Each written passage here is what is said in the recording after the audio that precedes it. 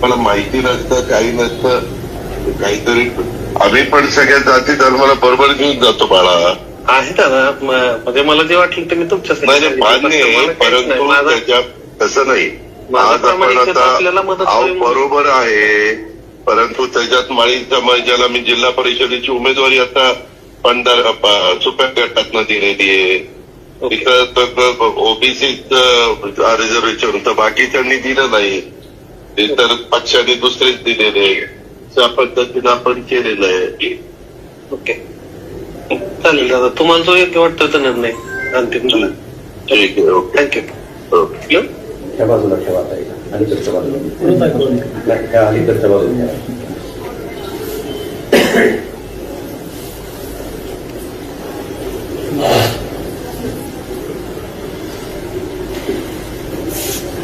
माहिती नसतं, काही नसतं, काहीतरी आम्ही पण सगळ्या जाती धर्माला बरोबर घेऊन जातो बाळा.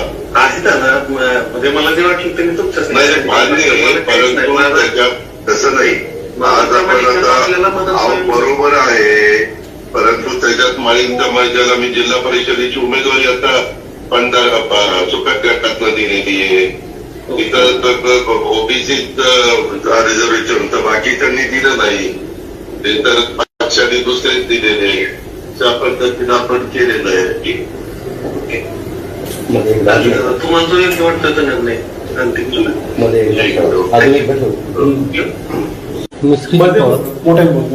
मी श्रीजित पवार, काटेवाडी.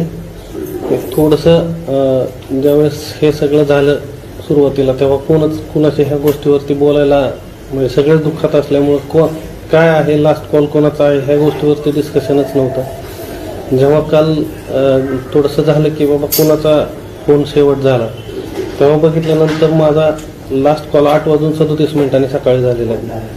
मग तो जेव्हा विमान जवळ आलं, रेंजमध्ये आलं, कदाचित त्यावेळेस तो लास्ट कॉल असावा. मग त्यावेळेस असं जाणवलं की बाबा हा दादांचा शेवटचा आवाज आहे आणि तो आपण थोडंसं सांगूयात की बाबा 8:37 पर्यंत तरी जे दादा बोलत होते ते सर्वसमावेशक किंवा सगळ्यांसाठी आणि दादांचा शेवटचा आवाज ऐकायला मिळावा सगळ्यांना, असं शेवटचा विषय आला सगळ्यांच्या मनात. म्हणून आम्ही बोललो की बाबा चला हे शेवटचा आवाज दादांचा ऐकूयात आपण.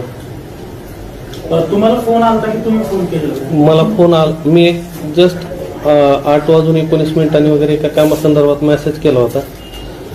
त्या मेसेज जेव्हा आय थिंक विमान वरती असताना रेंजमध्ये जेव्हा तो लँडिंगसाठी जवळ आलं, रेंजमध्ये मेसेज मिळता लगेच फोन केला. म्हणजे ते कामाची तत्परता आहे की नागरी विमानात असताना सुद्धा किंवा माझ्यासारखे फार काही इम्पॉर्टंट नव्हतं मी किंवा त्या लँडिंगच्या टायमिंगला मला फोन करावा किंवा काय, पण तरी प्रत्येक मेसेजला फोन करण्याचं किंवा प्रत्येकाला रिप्लाय देण्याचं त्यांचं जे स्वभाव आहे त्याच्यानुसार त्यांनी तो लास्ट कॉल 8:37 केला.